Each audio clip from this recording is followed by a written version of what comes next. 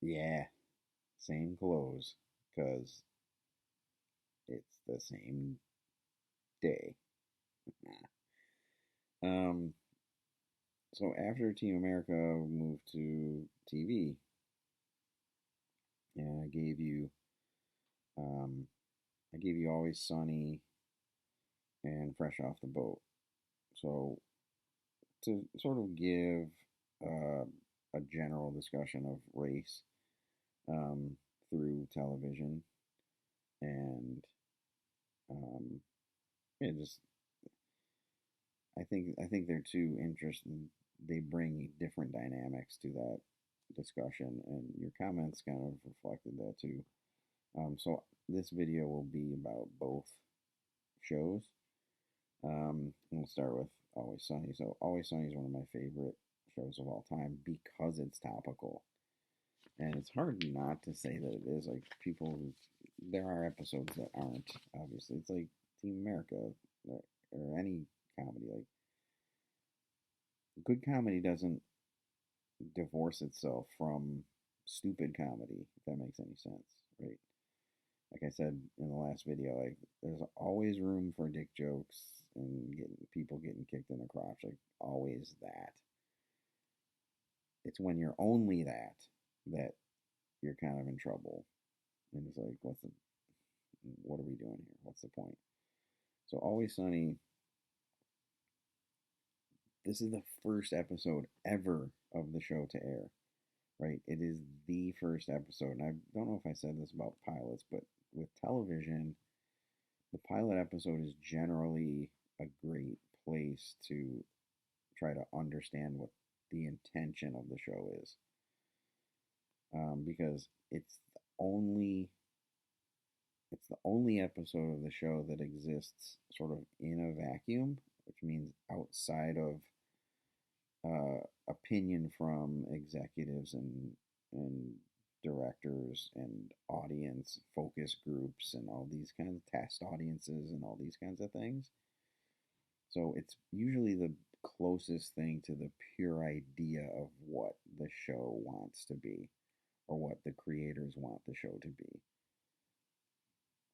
So, because with any TV show, as soon as that first episode airs, all you hear is complaints and change this and take this away and do this and that. And eventually you get to a point where it's not even the same show. Like, especially with sitcoms, it happens all the time.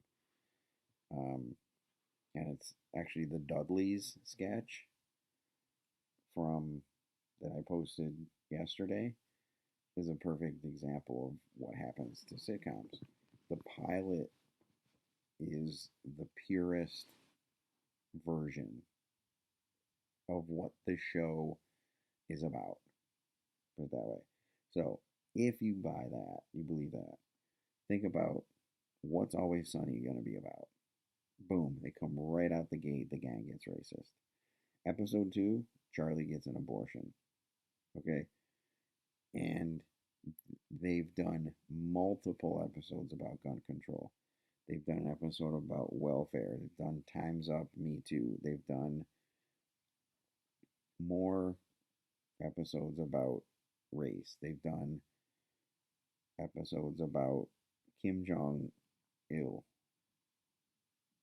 Un Il, the one that's alive now. Korea. They've done episodes about China and our relationship with China. Episodes about freedom. Episodes about sexuality. Episodes about trans people. Like, this show's about something. And just like Team America, if you're going to watch it and turn it off after 10 minutes because it's just four white people screaming at each other, you're missing the point. You're part of the problem. I say four because this this is pre-Frank. If you watch the show, Danny DeVito joins in the second season as Frank, and so there's technically five in the gang, but for the purpose of this discussion, so like this show is about something. Period. Like, stop saying that it's not. Stop saying that it's just a stupid sitcom. I'm not saying any of you are, but people generally are. Um, in fact, one of their episodes, "The Gang Solves the Gas Crisis," is one of the best allegories for like this post-Bush. Um, Actually, it was during the Bush administration. Um, it was brilliant. So there's so much going on in this episode, and it's the first episode. Like the balls on these guys, and I applaud them because they're like, we're not just gonna be another dumb sitcom that's just like fluff. We're gonna be about something, and they were. So many of you touched on this, right? But I'll sort of crystallize it a little bit. The the gang, Charlie, Mac, Dennis, D, and then later Frank, they're meant to represent America. Period. Right. Um,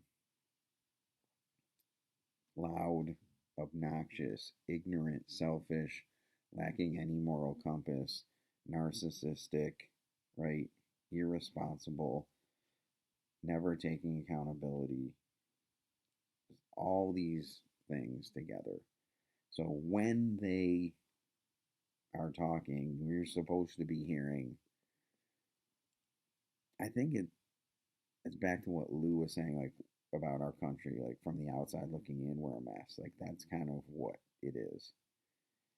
There, that's what the world thinks of us, is that we're one or all of the gang from Always Sunny.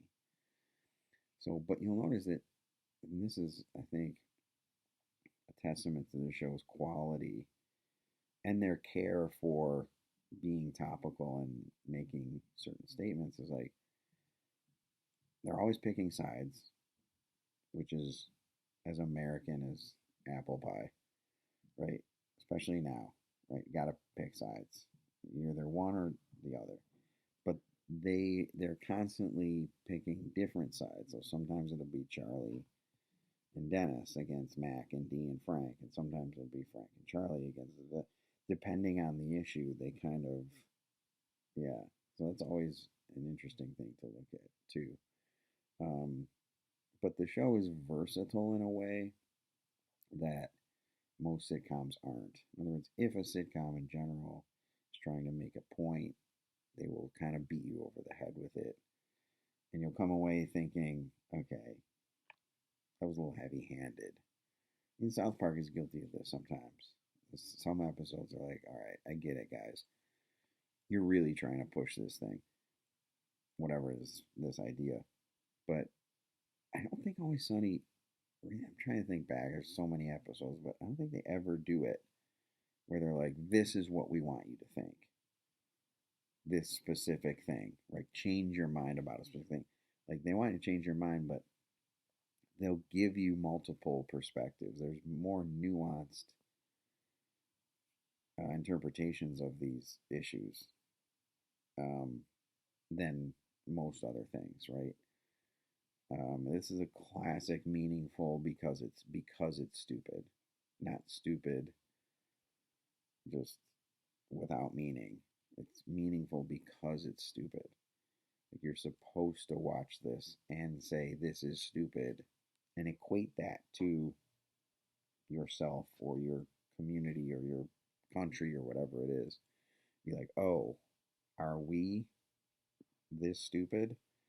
Um, and that's something that the show does, I think, really well. So, getting into the episode, right? The gang gets racist. Um, the first thing I wrote was "gay is the new black." So this is 2005, right? So as um, Jacob mentioned, it's almost 20 years ago, and Terrell comes into the bar, and they don't they're obsessed with his blackness, right? Obviously, that his so obsessed with his his race, that his sexuality sort of flies under the radar. Like Dennis picks up some hints, but they're not focused on that. I think that's not necessarily a comment, but it's something that with a 2022 lens looking back, like it would be totally different now, right? They'd be more obsessed with his sexuality than his blackness, and that's, I don't know if that's good. Because a couple of you mentioned in your comments, like, this is, we have not come very far from this, right? Not much has changed since. Um, but I this it sounds crass or insensitive to say, but sort of in the last 20 years, gayness or sexuality has sort of superseded race in terms of cultural hysteria and focus, to the point where even gayness now has moved. Now the trans community is sort of at the forefront of our our concerns, white America's fears and concerns and misunderstandings and all those kinds of things. So I think it's funny that in 2005 it's an episode about race. In 2016, like 10 years later, maybe this is a show about how his blackness is. Does that make any sense? His blackness is sort of under the radar, I think. Anyway, that's just a thought. Um, yeah, so I wrote gay is the new black, trans is the new gay. Which, that's just, you understand what I'm, the dots I'm trying to connect here. How generally white America cycles through uh, marginalized communities in that kind of way.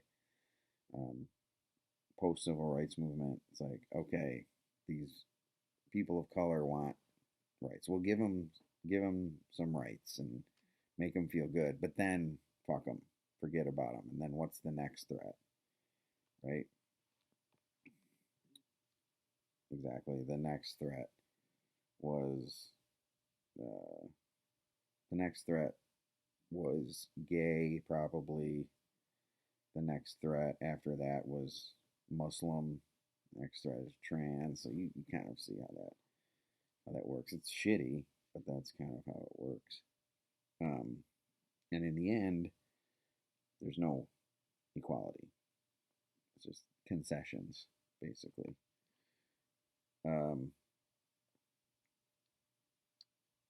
so a lot of you talked about Charlie and Mac going to find black friends, right? When they realize that they're sort of accused of being racist. And it's just interesting, and this kind of connects with Fresh Off the Boat too. Like Charlie has success sort of merging with that community, right? He starts playing dominoes, and um, the girl likes him and gives him her number, like all that kind of stuff. Mostly because Charlie's not trying, right? Charlie's not trying to be someone he's not. He's just being himself, and people gravitate towards that, right?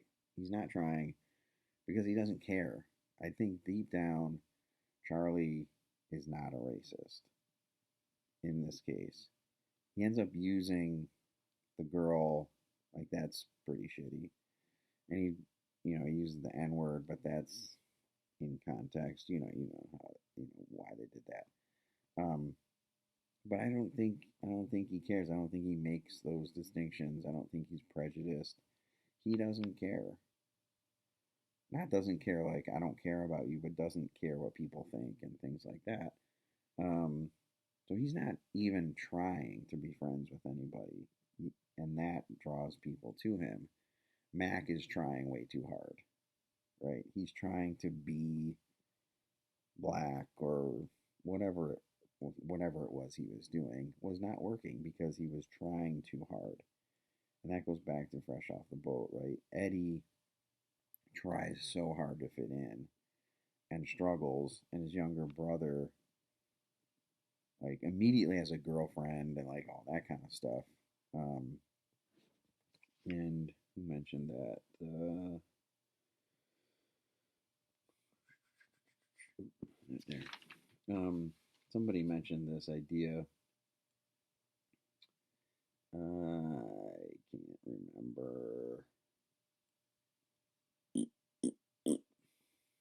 Oh, Lou mentioned in Fresh Off the Boat, it has something to do with the fact that there are different ages, right?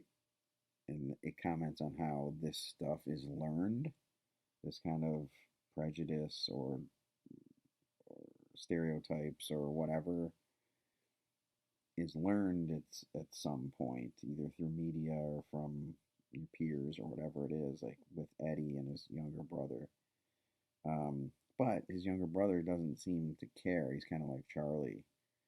He's like, I don't, he's not trying too hard to fit in. He's just being himself and having a ton of success. And Eddie is trying to be not something he's not, but trying to fit in, and disastrous results because the question in Fresh Off the Boat is like, why would you want to fit in with that? And I get it, you know, because Caitlin talks about it in in her comment very eloquently, by the way. Like that was really well done. Um, that idea of wanting to be white, right? Because yeah, just wanting to fit in and assimilation and all that kind of stuff. So um, yeah, so Charlie has success because he's not trying, and Max trying super hard to not be racist, which generally makes you yeah, that's usually how that ends up. Is you end up being super racist when you're trying not to be, and that happens, I think, to everybody in this episode at least once, and not maybe not D. Um, so I mentioned how they pick sides, but something about Always Sunny that's pretty progressive and that doesn't mirror our current situation is they pick sides, yes, but it's always based on the issue. So like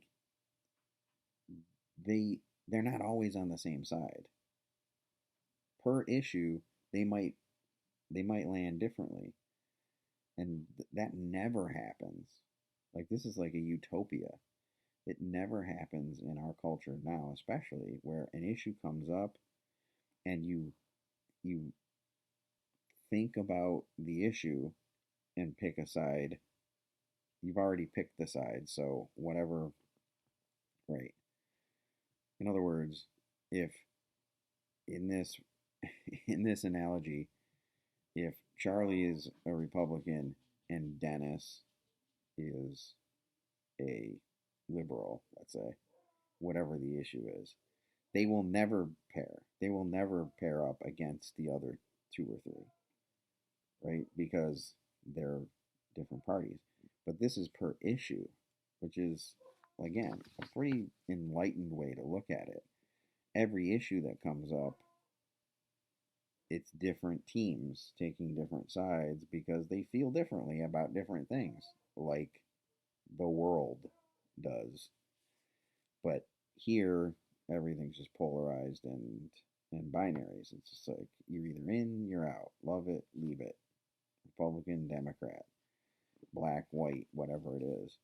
Um, so I think that's really interesting in the way they pick sides, right? Because they all have types. They're all sort of general um, types within this greater idea of this a parody of the American public. Um, Here, here's a great, this is a great question. Looking back, because a bunch of you mentioned it in your comments. I can't talk. A bunch of you mentioned in your comments the why, and I'll pose the question: why is it bad that Mac didn't expect him to be black? Why is that bad? Because a bunch of you mentioned it as a microaggression or as a sort of some offensive thing. And I think it might be this, again, 2022, looking back at 2005, and it marks that we have changed. I don't think there's anything inherently bad or racist about that. But now our guard is so up for these sort of transgressions that we start to make more of them than we need to. I don't know. Maybe that's just old white guy, right? That's too old white guy take. But I posed that question to students about this before because they seem to take issue with it. But like, what's bad about that? He wasn't angry when he arrived and was black. Mac wasn't angry about it, right? I mean, he didn't tell him to leave. He just wasn't expecting him to be black. Have we gone again? This is the Alec Baldwin Team America thing. Like, has our wokeness sort of, swung the pendulum completely around over the top? I don't know, right? um,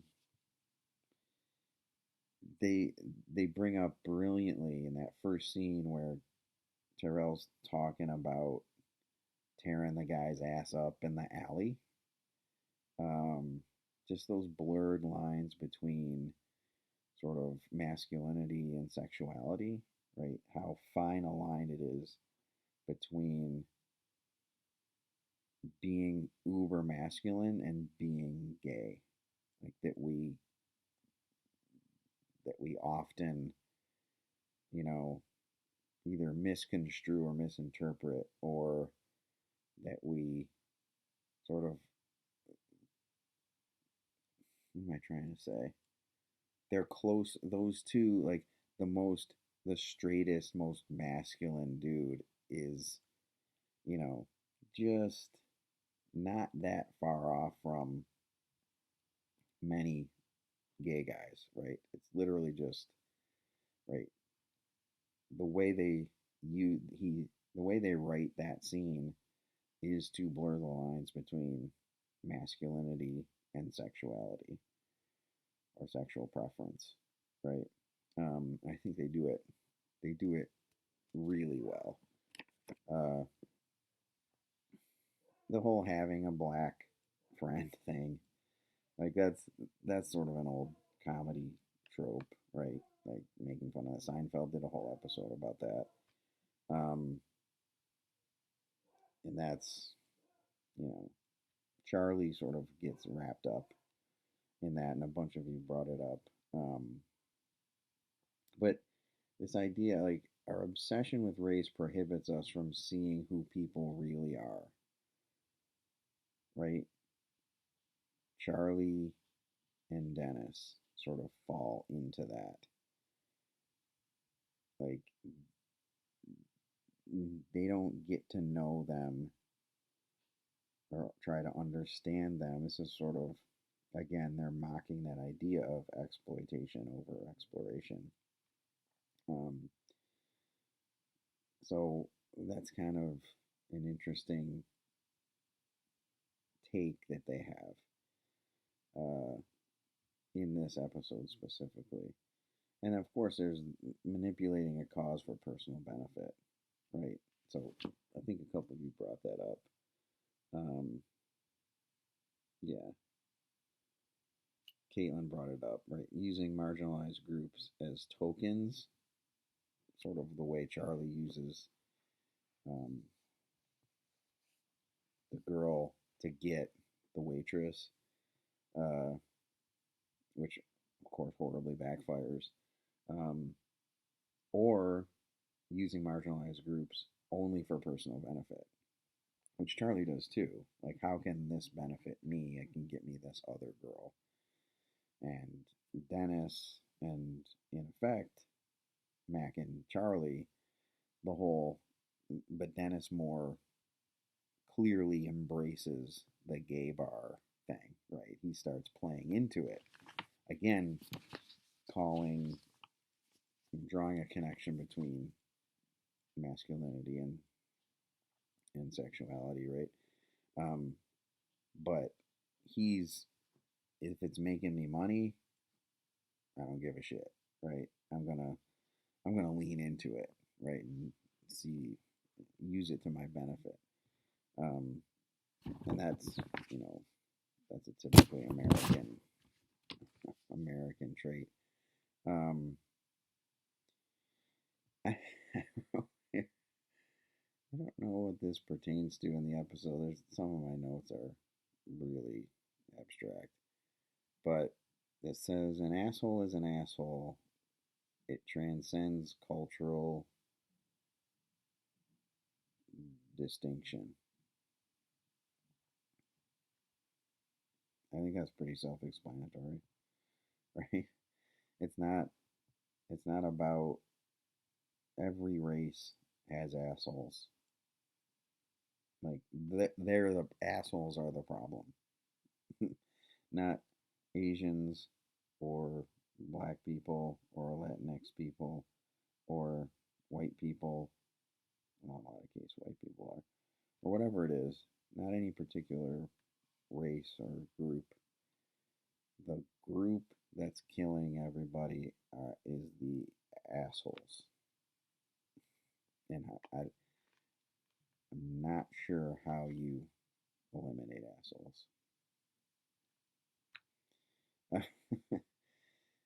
And then, well, yeah, there's sort of this justice at the end. The last summer when I did this course, a lot of people were really upset by the final scene when they tricked Dennis into basically being sexually assaulted, right? Um, and again, that's sort of they were like, oh my god, how could they do that on TV? Um, but really, what it does is it's sort of teaching Dennis a lesson about appropriation. We've talked about cultural appropriation before. We haven't, but you know, it's sort of a thing. It's a topic these days of discussion. So Dennis completely appropriates this gay personality or culture for his benefit. He's kind of like bastardizing it. So D kind of teaches him a lesson, like, don't be someone you're not. Don't appropriate someone else's culture for your benefit. Like, just stay in your lane, I guess. Um, I think that's pretty. I think that was a pretty funny way to end the episode. Um,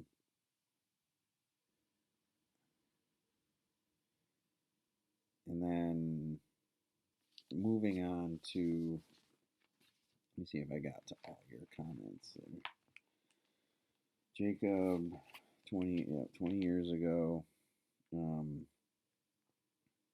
Jacob also brought up this idea that they're the butt of the joke, which is exactly right.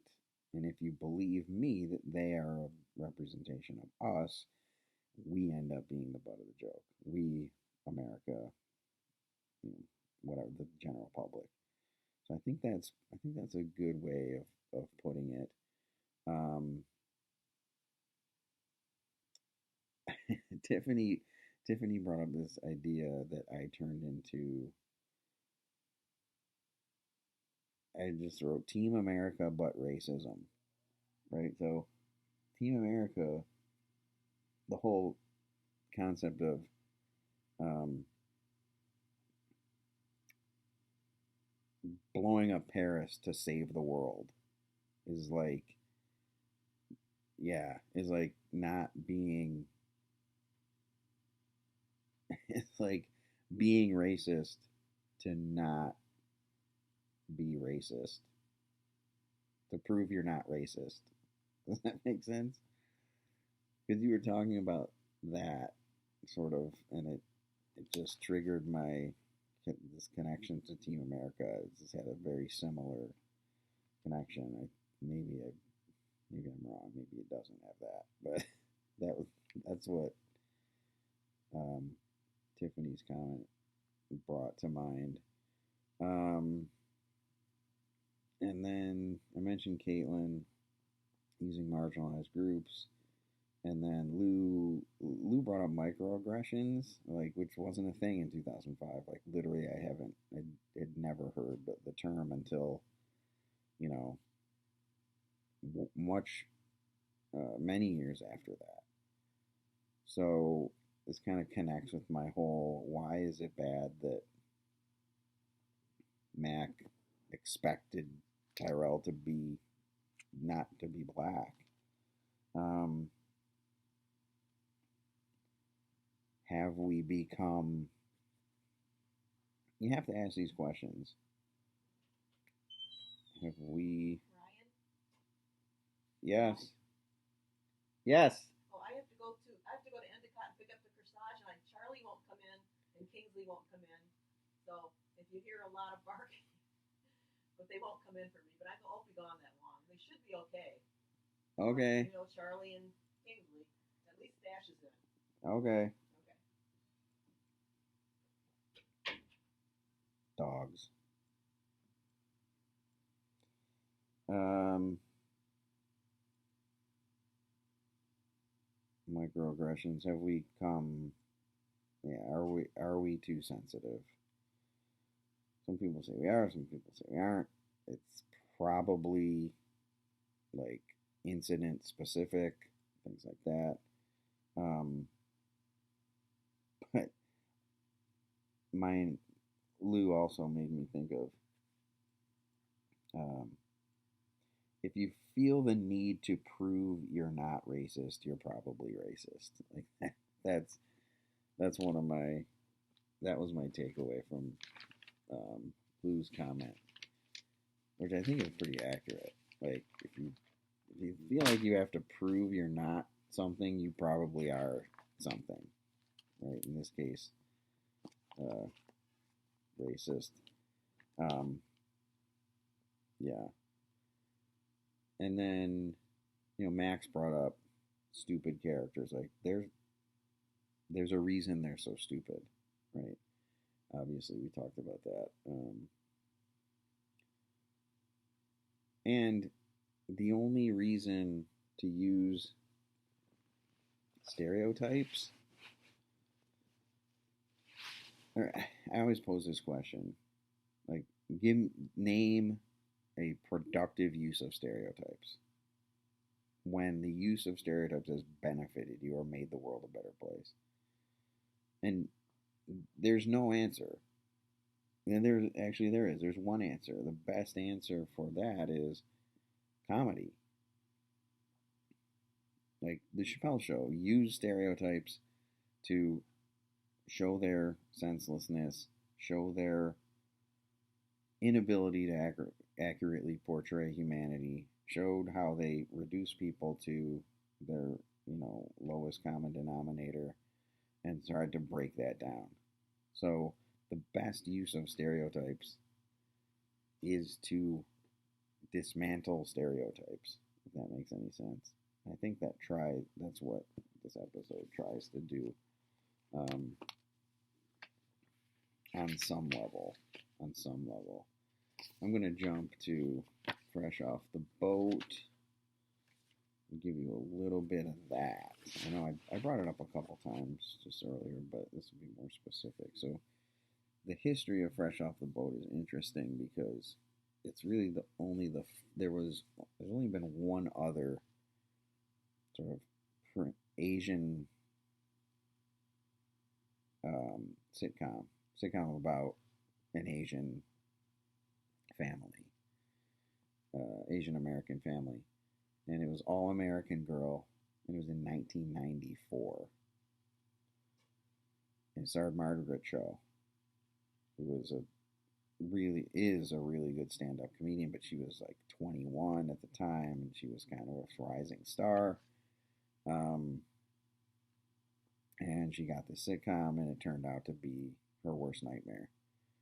Right, this whole American dream realized, and you get there, and it's like, fuck, sucks. They actually accused her of not being Asian enough. If that makes any sense to anybody. I'm not going to get into Margaret Cho, but you should look her up, an All American Girl, and you can read about it if you want. So it's basically 20 years after that. It took 20 years for them to finally, which is such a sad commentary, to finally sort of redo this, reshape this idea. And the show is basically based on Eddie Huang. He wrote a book about this, and it got turned into this TV show. I think he's the narrator. I think he's the actual narrator of his character. I think. I may be wrong with that. So there's some history there. The big question I ask with this, among other things, but this primarily is, how much of myself do I have to give up to survive in America? And again, it's a question that a white person never has to ask themselves, pretty much. But pretty much every other marginalized group or person of color has to ask themselves. And that's, to me, that's just devastating to think that every morning you get up, it's like, okay, how much of myself do I have to give up today just to survive and get by and be accepted and be seen and be heard and all these kinds of things? And it's varying degrees, and some people, I think that's what this show deals with a lot, which is like how much of each of those characters, especially the mother and the father and Eddie, right? How much of, and they all give up differing degrees of themselves, I think, right? And that's interesting and sad and heartbreaking and troubling all at once, is that people are waking up every day asking that question. It's something that no one should ever have to ask themselves, right? But that's assimilation. That's what assimilation means, right? You're trying to assimilate into this culture. So like then you get into, especially in America, it's the idea of, okay, so let's say I try to assimilate. Well, how much of it is assimilation? It's like just for survival and to be content and happy and safe, and how much of it is selling out, right? White people never have to deal with that. Caitlin brought this up. I think she brought it up. Yeah, the idea of being whitewashed. Like at some point, assimilation and just trying to just, be a person becomes, well, you sold out your culture, you sold out your people, you sold out your identity just to fit in. So there's this negative stigma for doing that, even within those communities. So like, how do you navigate that? I think this show does a pretty good job of showing these various stages or nuances of assimilation. And Eddie is obsessed with it. And I think it goes back to what Lou was saying, like, he's that age. I assume he's in middle school at the time, right? Of course, everyone fucking, middle school's the worst. Like, everyone's a fucking asshole. Nobody knows who they are, and they're all just going off of bullshit that they either heard from the dickhead sitting next to them, or their shitty parents, or the media, or whatever. Like, it's just a horrible time to be, going through all this stuff that he's going through. So, um, yeah, I think that idea, I'll keep coming back to it, like, how much of myself do I have to give up to survive? Like, again, no one should ever have to ask themselves that. Whiteness is overwhelming and homogenous, right?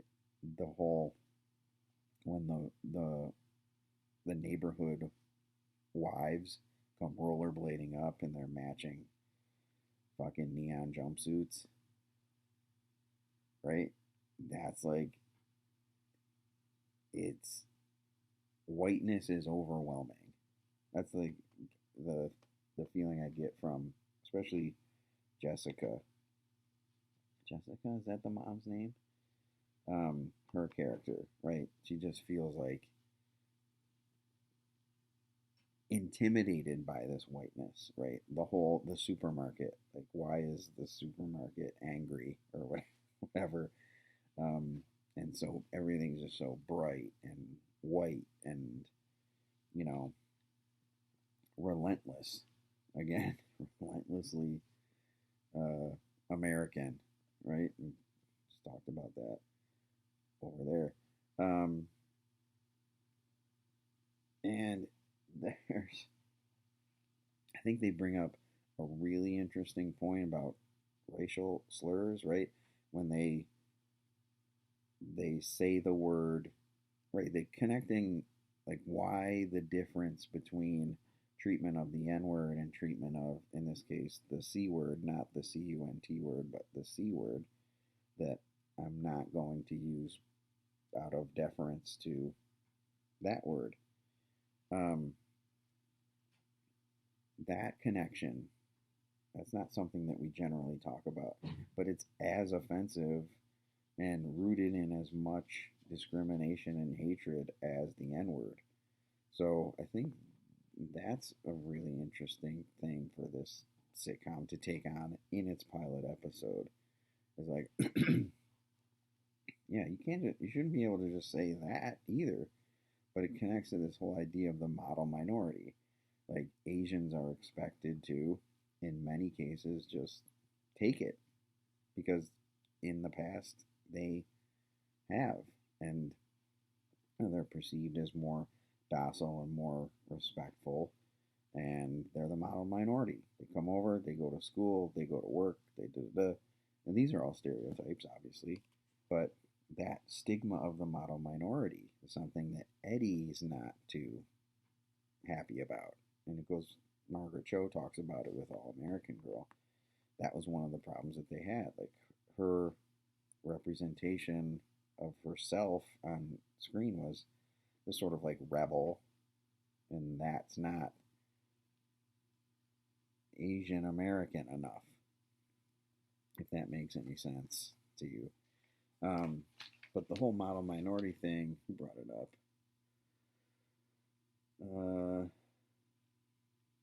Caitlin again. Yeah, especially Asians, they're not, like, the whole scene where they stand up for Eddie, like, that's sort of a culture shock for white America to watch, at least. And Caitlin brought up the point, like, minorities aren't expected to stand up for themselves, and especially Asians. Like, that's what I'm saying about why this show is important. Is it sort of smashes that whole model minority thing when they stand up for Eddie. Eddie stands up for himself, and they demand, the same kind of treatment that anybody else would get. Like, that's cutting against the stereotype. That's dismantling the stereotype by using it against itself, if that makes any sense. And it should. make sense. uh, and that's I should have started with this, but this expands the discussion of racism and race in America, right? Because forever, and even still, it's just a black white issue for most people. Race, when you say race or racism, it's black white. But it's so much more than that, deeper than that. Like, other people of color feel the impact of it daily. So this is just giving voice to more people, um, with regards to race and racial tension and relations in our country. Um, and it brings up all this the racial hierarchy, like the black kids, like you're below me now, like that whole thing, and those kinds of social structures. Um, there's just, and again, this is the pilot, so it's got to kind of establish this, like, here's where we're coming from. I think it does a pretty good job of doing that. There's the whole don't make waves, right? Like, the mother is, she's a tiger mom, right? So, but so many students that have watched this have been like, that was my mom. It's like, that's the danger of stereotypes, is that they don't exist in a vacuum. Somewhere there's an Asian mother who is a tiger mom. There are many. It just, you can't paint them all with that brush, if that makes any sense. So, like, if these things all exist, why do we put so, the problem is that we put so much weight on them, and we use them as a replacement for actually getting to know people and understand cultures and things like that. That's the problem. um so there's don't make waves, but then here's Eddie who's like, no, I'm gonna fuck shit up, right? His whole seat at the table to change the game, like that kind of thing. Like, assimilate until you can, to to to then someday be able to make change, right? Has he sold out? Has Eddie sold out? I don't know. Like, his connection to black culture, I think, is I don't want to say natural, but is makes sense, right? He's from another culture. He comes here. Who is he going to relate to? He's going to relate more closely to another marginalized group. And Biggie is sort of his, you know, his idol, is talking about getting a seat at the table and, you know, carving out a life for himself, um, in his own skin and all those kinds of things. So that connection makes a lot of sense, right? He's obsessed with Shaq and Biggie and all those kinds of things. Like, it would make sense. He would that Eddie, or Asians in general, would lean towards another marginalized group that they probably have more in common with um, than white America. Um, Emery is the brother's name. I mentioned this before, but he isn't trying to fit in. And he even says to Eddie, he's like, you want it too much. Like, you're too, right. Yeah. He's a try hard, as it were. And that's why it's not working for Eddie. The Lunchables metaphor is just so perfect. Like, so perfect. Right? Anything interesting or different is immediately sort of disregarded or feared in many cases. And to fit in, like, is there a better metaphor for America than Lunchables?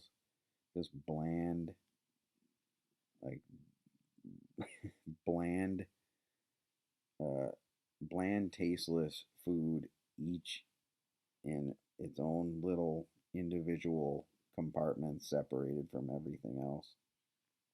But with, you know, expert marketing, I've always said this, like, there's no, give me one good reason to eat Lunchables or to want Lunchables. Name one. There's no good reason to want Lunchables. The taste? Doubt it. Diarrhea? No, thank you. To fit in? Probably, but that's not a good reason. It's ironic. Like, you're like, oh, remember Lunchables? Yeah, I'm eating one now for some reason. No, there's no good reason to do it, right? The only, and here's Eddie. He's like, I need this. Like, it's just, he kind of realizes that's giving up yourself to survive. And like, again, like, you shouldn't have to ask that. I think he gets to that point at some point.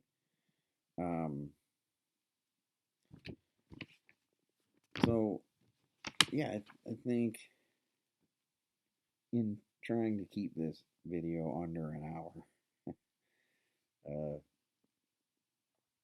I think Fresh Off the Boat does a great job of expanding this discussion of race beyond black white, like fundamentally, first off.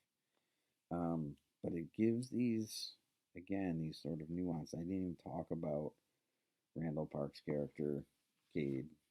I left you a comment on that.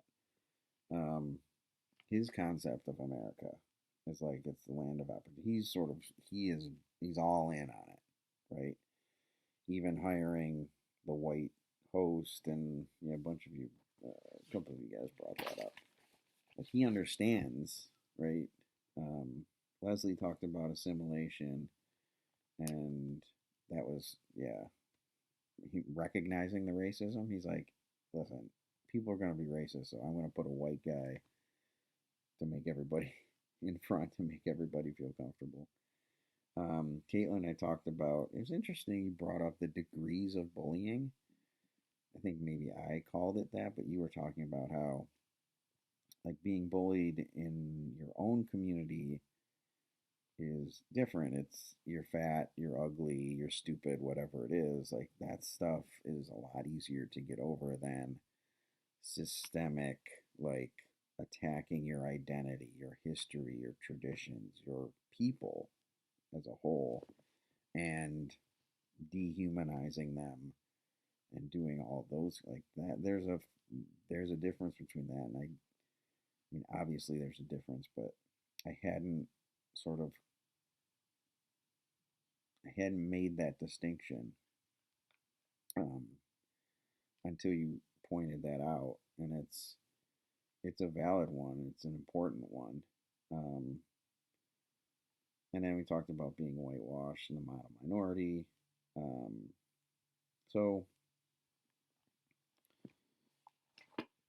keep up the good work, guys. And it looks like I'm only going to be posting on Saturdays, just because my week is a nightmare. But hopefully you guys have time to watch this stuff and comment on it. I'm trying to give you as many opportunities to comment as I can. So there's the posts, right? Every Monday, Wednesday, Friday. Then there's these videos. So you should be able to get 10 plus pretty easily. All right. Bye.